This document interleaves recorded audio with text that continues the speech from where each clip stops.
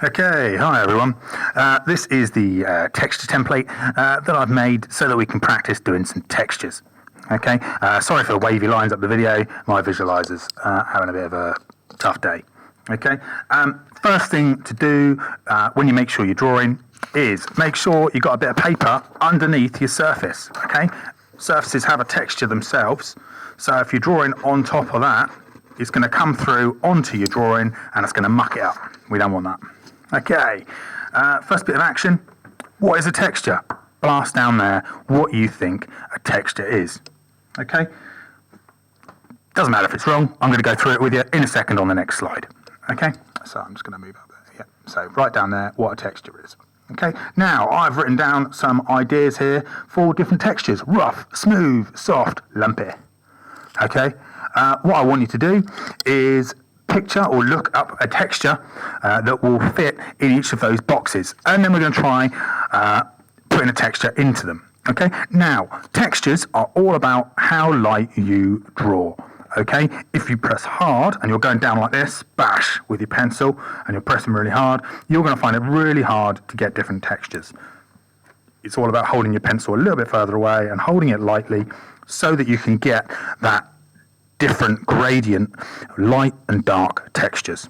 Okay, now first one, rough. Now I'm going to steal this idea off someone else that I saw. I'm going to do wood as my rough texture. Now to do that, I'm going to do wood panels. Okay, I'm going to break this up into lines. Don't need a ruler. You could use a ruler if you really have to. Okay, but I'm just going to go with some basic lines like that. Okay, can't see them very well. Sorry, rubbish video. Okay, now for each plank, you start by doing what's called a knot. Okay, and a knot in a wood is literally just a little like that. Okay, and then you do wobbly diamonds around that knot. Okay, going thin and thick, and you keep on going around like that. Of course, the wood grain doesn't go over the edge of the plank because the wood would have been actually cut there, so I can go like that. And if I really want, I could do another knot here like that, and then wobbly diamonds. And when they meet, they tend to actually go like that, like that. There you go. Plank number one. Okay, that's a texture. What I can then do is start to darken down the lines between them, because of course that would be a crack between each plank, and I can darken up where the knots are. Okay, then I can very lightly start to go around some of those bits of wood to lighten up or darken them to show that those wood grains aren't even. Okay, I'm not pressing too hard. I'm just going over again some of those areas to make it look a little bit more uneven, a little bit more realistic. Okay, give that a go. Let's move on to the next one. Okay, smooth. Now for this one, I'm going to do a bit of metal. Okay, now polished metal still has a little bit of a grain in it. It has almost looks like it's got a load of lines in it. And the best way to do that is to keep the pencil in one direction and to file down the page like that. Okay, I'm doing a real rubbish job. I'm doing it proper quick.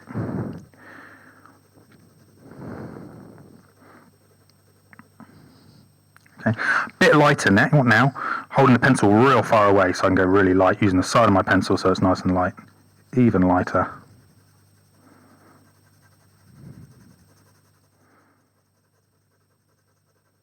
And I'm just going over a little bit of where I was, but mostly over that new area. And then I'm leaving this white, and then I'm going to put another line in like that. Okay, and that will show the shine of the metal, and I can go again a bit darker again here.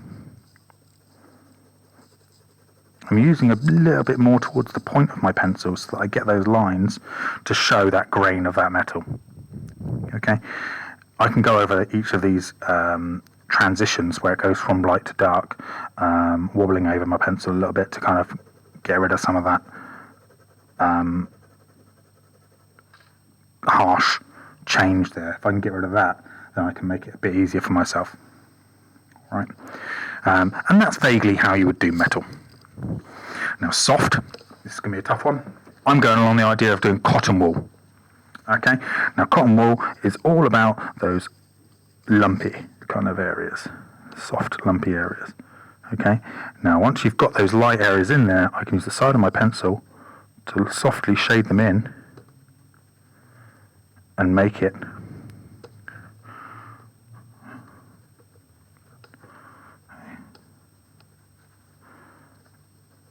look nice and soft. Okay, you can't see it very well on my camera. Sorry about that. Camera's rubbish. I can try and zoom in a little bit.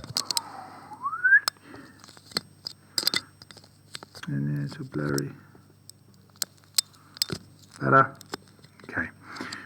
Now, some people say it's a bit of bad practice. It's generally, if you've got clean hands, it should be all right. If you rub your finger over your pencil, you soften it up. Okay. That will get you a nice soft area.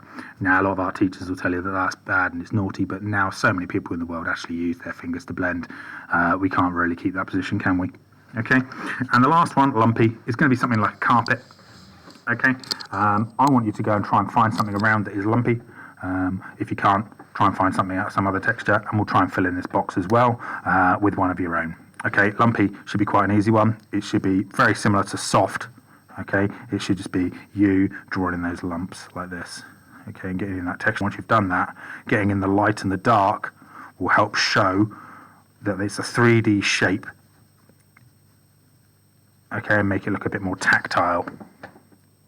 Okay, you could blend that a little bit more as well with your finger if you really had to, but whatever. Okay, give it a go. It's only a practice task. This is you exploring texture and trying to see if you can depict it with pencil. All right, give it a go. If you have any trouble, let me know. Bye.